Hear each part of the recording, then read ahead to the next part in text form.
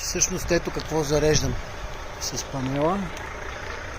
Купих си един ето такъв Power Station Boetti Elite 100, който дава 1800 вата ток през инвертора, номинален, пиков мисля, че беше до 3100. В момента съм го включил и това показва дисплея, малко е срещу слънцето. От соларния панел влизат 224 вата. В момента, понеже си зареждам на винтоверта батерията, през инвертора излизат 49 вата и ми дава, че има още даже по-малко от 10 минути, докато се зареди на 100%. Преди примерно 10-15 минути беше на 95%. Соларния панел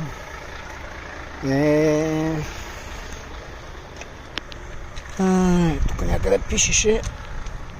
Ето това са му параметрите на соларния панел. 285 вата. Имам и още един такъв, както казах. Като гледам колко бързо зарежда, май няма да имам нужда от втори. Така, сега ще видим в общи линии моите неща, които ми трябва ток. Не са много, тук има на 12 волта тези изходи. Мен ми трябва да си зареждам телефона, да си зареждам батериите на винтовертите двата. Това ми е по-малкият, другия е по-големия. Девалта.